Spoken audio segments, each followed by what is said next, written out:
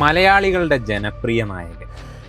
ഒരു കാലത്ത് back to back ഹിറ്റുകൾ കൊണ്ട് മലയാളികളെ തിയേറ്ററുകളിൽ നിറച്ച സൂപ്പർ സ്റ്റാർ. മമ്മൂട്ടിയും മോഹൻലാലും കഴിഞ്ഞാൽ ഒരേ ഒരു പേരേ അന്നുണ്ടായിരുന്നുള്ളൂ, ദിലീപ്. തൻ്റെ ഗോൾഡൻ എറയിൽ ഇവരെക്കാൾ കൂടുതൽ ഹിറ്റുകൾ, അതും അടുപ്പിച്ച് സമ്മാനിച്ച നടൻ. പിന്നീട് ദിലീപിന് എന്തുപറ്റി? സിനിമയുടെ ഒരു ബാക്ക്ഗ്രൗണ്ടും ഇല്ലാതെ കഷ്ടപ്പാടുകളിൽ കൂടി മുന്നേറി മലയാള സിനിമയുടെ എല്ലാ ഭാഗങ്ങളിലും അടക്കി ഭരിച്ച ദിലീപിന് പെട്ടെന്നൊരു വീഴ്ചയാണ് പിന്നീട് ഉണ്ടായത്. 1968 ജനിച്ച ഗോപാലകൃഷ്ണൻ എന്ന ദിലീപ് സ്കൂൾ കാലഘട്ടങ്ങളിൽ തന്നെ മിമിക്രി ചെയ്യുമായിരുന്നു. ഒരു നടനാകണം എന്നുള്ള ആഗ്രഹം ദിലീപിനെ കലാഭവനിലെത്തിച്ചു. ഇവിടെ നിന്നാണ് ദിലീപ് എന്ന പേരും ഒരുപാട് കണക്ഷനുകളും സുഹൃത്തുക്കളും ദിലീപിനുണ്ടാകുന്നത്.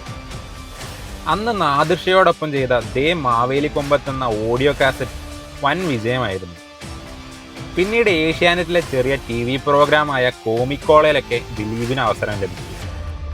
ജയറാമുമായുള്ള ഫ്രണ്ട്ഷിപ്പ് കാരണം പിന്നീട് അസിസ്റ്റന്റ് ഡയറക്ടറായി കമലിൻ്റെ പടത്തിൽ അവസരം ലഭിച്ചു.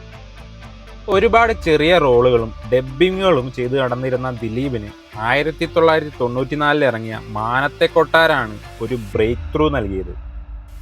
കോമഡി ടൈമിങ്ങും സ്ക്രീൻ പ്രസൻസും എല്ലാം കൊണ്ട് ഒരു സപ്പോർട്ടിംഗ് ആക്ടറിൽ നിന്ന് മെയിൻ ആക്ടറിലേക്കുള്ള വളർച്ചയായിരുന്നു പിന്നീട് നാം കണ്ടത്.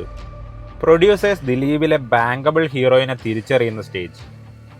90കളുടെ അവസാനത്തോടുകൂടി ദിലീപ് ഒരു സക്സസ്ഫുൾ ഹീറോ ആയി മാറി. 2000 കഴിയുന്നതോടുകൂടിയാണ് ദിലീപിൻ്റെ ഗോൾഡൻ എറ വരുന്നത്. 2002 ഇറങ്ങിയ മീശമാധവൻ അതുവരെ ഉണ്ടായിരുന്ന മലയാള സിനിമയിലെ എല്ലാ റെക്കോർഡുകളും പൊട്ടിച്ച് ഏറ്റവും കൂടുതൽ പണം വാരിയ പടമായി മാറി. അതിലെ മാധവൻ എന്ന ക്യാരക്ടറും മീശവിരിയും എല്ലാം തന്നെ ദിലീപിന് ഒരു വമ്പൻ ഫാൻ ഫോളോയിങ് തന്നെ നൽകി കൊടുത്തു. കുടുംബ പ്രേക്ഷകർക്കും കുട്ടികൾക്കും ദിലീപിനോടുള്ള ഇഷ്ടം കാരണം പുതിയൊരു ടൈറ്റിലും കിട്ടി, ജനപ്രിയ നായകൻ. ഈ പറക്കും തളിക, കുബേരൻ, കുഞ്ഞിക്കൂനൻ, കല്യാണരാമൻ, തിളക്കം, CID മൂസ, റൺവേ, കൊച്ചി രാജാവ്, പിന്നെ അങ്ങോട്ട് ദിലീപിൻ്റെ കാലായിരുന്നു.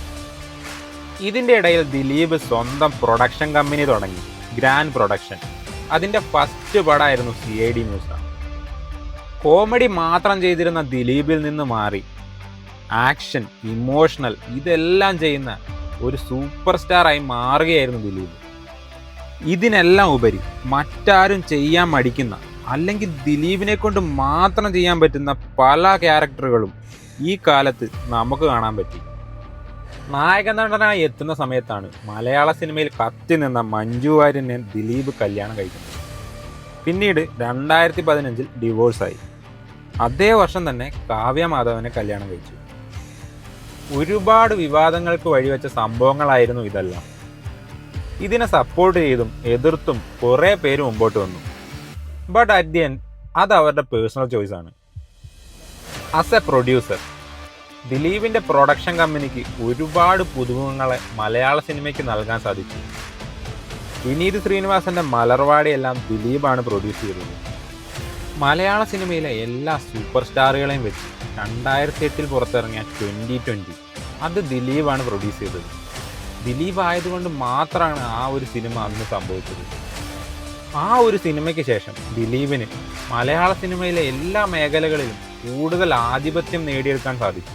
2000 അവസാനത്തോടുകൂടി ദിലീപിൻ്റെ ഡൗൺഫാൾ ആരംഭിച്ചു. ന്യൂജൻ മൂവികളും സിറ്റുവേഷണൽ കോമഡികളും ഇഷ്ടപ്പെടുന്ന പുതിയ വ്യൂവേഴ്സിന് ദിലീപിൻ്റെ സ്ലാപ്സ്റ്റിക് കോമഡികൾ അത്രയ്ക്കങ്ങ് ഇഷ്ടപ്പെടാതായി. പണ്ട് താൻ എന്ത് ചെയ്താണോ ആൾക്കാരെ ചിരിപ്പിച്ചിരുന്നത് അത് തന്നെ ഇപ്പോഴും ചെയ്ത് ആൾക്കാരെ ചിരിപ്പിക്കാൻ നോക്കി ശരിക്കും ചളിയായി മാറുകയായിരുന്നു ദിലീപിന് പിന്നീട് സംഭവിച്ചത്. ദിലീപിൻ്റെ പഴയ സിനിമകൾ എടുത്തു നോക്കിയാൽ കാണാം, ഒന്നെങ്കിൽ ദിലീപിൻ്റെ ഒപ്പം നിൽക്കുന്ന, അല്ലെങ്കിൽ ദിലീപിൻ്റെ മുകളിൽ നിൽക്കുന്ന കുറേ സപ്പോർട്ടിംഗ് ആക്ടേഴ്സ്, അതും കോമഡി ആക്ടേഴ്സ് പണ്ടുണ്ടായിരുന്നു. ജഗതി ശ്രീകുമാർ, ഹരിശ്രീ അശോകൻ, കൊച്ചിൻ ഹനീഫ, സലീം കുമാർ, അങ്ങനെ കുറേ പേർ. ആ ഒരു സംഭവം സുരാജിനോട് കൂടി അവസാനിച്ചു എന്നാണ് എനിക്ക് തോന്നുന്നത്. ഇപ്പോൾ ഉള്ള ആക്ടേഴ്സിന് പണ്ടത്തെ പോലെ കോമഡി പറഞ്ഞു ചിരിപ്പിക്കാൻ ഭയങ്കര ബുദ്ധിമുട്ടായി, അല്ലെങ്കിൽ അത് പ്രേക്ഷകർക്ക് ഇഷ്ടപ്പെടാതെയായി. പക്ഷെ ദിലീപ് അത് വിട്ടില്ല. പിന്നീട് ഇറങ്ങിയ പല പടങ്ങളിലും സെയിം സംഭവം നമുക്ക് കാണാൻ പറ്റും.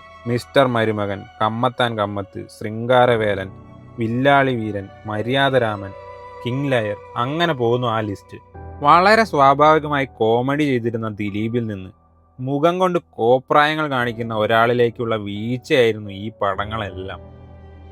ഈ ടൈമിൽ തന്നെയാണ് ദിലീപിനെതിരെ പ്രമുഖ നടിയെ ആക്രമിച്ച കേസിൽ അറസ്റ്റ് ഉണ്ടാകുന്നത്. ദിലീപ് അന്ന് മലയാള സിനിമയുടെ തലപ്പത്തിരുന്ന സമയത്താണ് ഈ പ്രശ്നം സംഭവിക്കുന്നത്. പിന്നീട് ദിലീപ് സിനിമകളെ പ്രേക്ഷകരും നടന്മാരും സിനിമാ പ്രവർത്തകരും എല്ലാവരും ബോയ്ക്കോട്ട് ചെയ്യാൻ തുടങ്ങി. പല ഫേമസ് ആക്ടേഴ്സും പരസ്യമായി തന്നെ അഭിപ്രായങ്ങൾ പുറത്തുവിട്ടു. എന്നാലും ഇതിനിടയിൽ വലിയ ചളിയൊന്നുമില്ലാതെ വന്ന രാംലീല അന്ന് വലിയൊരു വിജയമായി മാറി. 2017 വരെ ഒരു വർഷത്തിൽ ഒരുപാട് സിനിമകൾ ചെയ്തിരുന്ന ദിലീപിന് പിന്നീട് വിരലിൽ എണ്ണാവുന്ന സിനിമകളിലേക്ക് ഒതുങ്ങിക്കൂടേണ്ടി വന്നു. ചില വർഷങ്ങളിൽ സിനിമകൾ പോലും ഇല്ലാണ്ടായി. ദിലീപിന്റെ ജേണി കണ്ടാൽ നമുക്ക് കാണാം how fast A fame can rice and fall. ഒരു എംപയർ തന്നെ ഉണ്ടാക്കി, but controversy brought it down.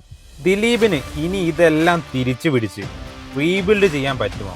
For me ഏറ്റവും കൂടുതൽ റിപ്പീറ്റ് വാല്യൂസ് ഉള്ള പടങ്ങൾ സമ്മാനിച്ച ഒരു നടനാണ് ദിലീപ്. ദിലീപ് ചെയ്ത ക്യാരക്ടേഴ്സ് അത് പലതും മറ്റൊരാൾ കൊണ്ട് ചെയ്യാൻ പറ്റാത്ത ക്യാരക്ടേഴ്സാണ്. ഒരു സ്ട്രോങ് ക്യാരക്ടറുമായി ദിലീപ് ഇനിയും വന്ന പട ഹിറ്റാവും. What you think? Let us know in the comments. വീണ്ടും സന്ധിക്കവരേക്കും വണക്കം.